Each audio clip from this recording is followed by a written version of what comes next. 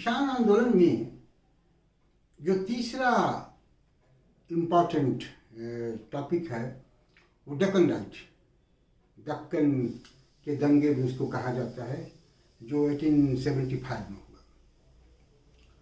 इसके पीछे का जो मुख्य कारण माना जाता है वो ये माना जाता है कि जब अमेरिकी गृह युद्ध समाप्त हो गया तो वहाँ जो भारत से जो कपास वहाँ जाता था, निर्यात होता था, उस निर्यात में कमी आ गई, जिससे किसानों की आमदनी कम हो गई।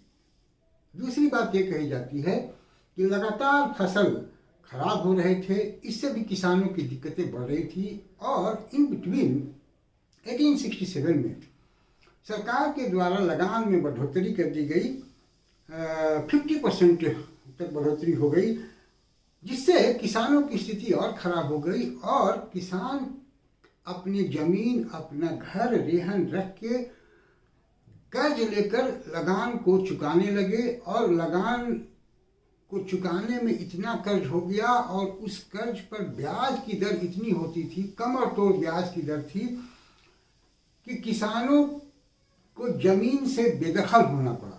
जमीन उनके हाथ से निकल जाते थे, घर भी निकलने लगे। तो ये मुख्य रूप से जो दक्कन के दंगे हैं, दक्कन राइट्स हैं, उसका कारण बना। इसकी शुरुआत जो हुई वो 1874 में हुई, जब कालूराम के एक व्यक्ति थे जिन्होंने अदालत से डिग्री लेकर एक किसान के मकान पर अधिकार कर लिया। तो वहीं से दक्कन विद्रोह की शुरुआत होती है और किसानों ने एक अजीबोगरीब तरीका अपनाया।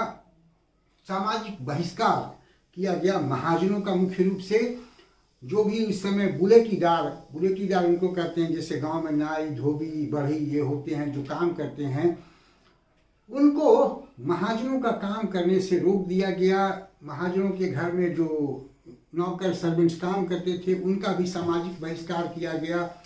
यहाँ तक कि महाजनों की दुकान से सामान लेना लोगों ने बंद कर दिया। जब महाजन गांव छोड़कर जाना चाहते थे तो उनकी गाड़ियों को खींचने के लिए भी कोई व्यक्ति उपलब्ध नहीं था। तो इस तरह से सामाजिक बहिष्कार का तरीका अपनाकर इस महाजनों पर एक दबाव बनाने की कोशिश किसानों के द्वारा की गई दक्कन के दंगे में। 12 मई 1875 को सुपा इलाके में बाजार वाले दिन को किसानों ने महाजनों के दुकानों पर, उनके गोदामों पर हमला किया और जो भी पुरनोट थे, इकरारनामा थे, उनको लेकर जला दिया गया।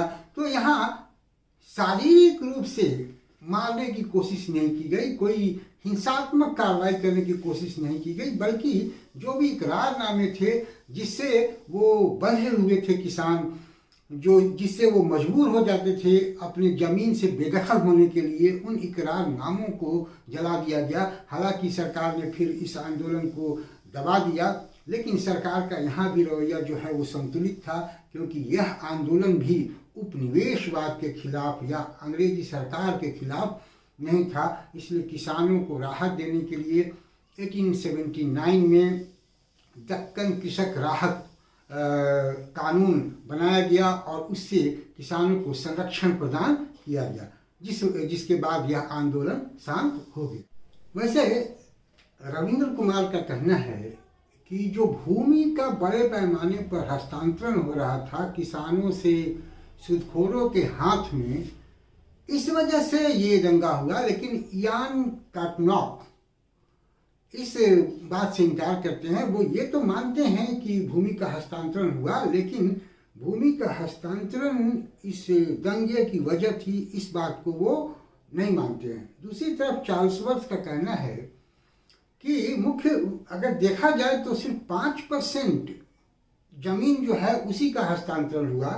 उनका ये कहना बिल्कुल सही है कि बहुत बड़े पैमाने पर जमीन का हस्तांतरण नहीं हुआ, लेकिन यह भी सत्य है कि जो 5% जमीन का हस्तांतरण हुआ वही मुख्य रूप से उपजाऊ भूमि थे। तो इस तरह से जो इतिहासकार हैं, स्कॉलर्स हैं, उनके अपने अपने अलग विचार हैं।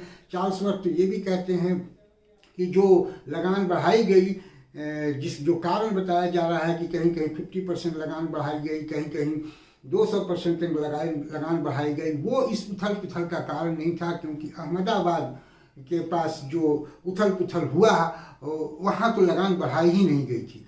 तो अपने अपने विचार व्यक्त करते हैं। तो अगर हम ओवरऑल देखें तो अमेरिकी गृह युद्ध की समाप्ति, जिसकी वजह से कपास के निर्यात में कमी आना और किसानों की स्थिति खराब होना, फिर लगान में बढ़ोतरी और ज़मीनों का जो हस्तांतरण हो रहा था, ये सारी वजह हैं जिस वजह से दक्कन के दंगे, दक्कन राइट्स होते हैं। भले ही इतिहासकार अपनी अपनी अलग वजह बताते हों, लेकिन इनको हम मूल रूप से वजह मान सकते हैं। तो आज इस वीडियो में इतना ही। उम्मीद है आपको अच्छा लगेगा। फिर मैं दूसरे वीडियो में कुछ दूसरे आंदोलनों के साथ या फिर जो स्वतंत्रता संग्राम के समय किसान आंदोलन हुए हैं उनके बारे में हम चर्चा करेंगे। Thank you for watching me. See you again.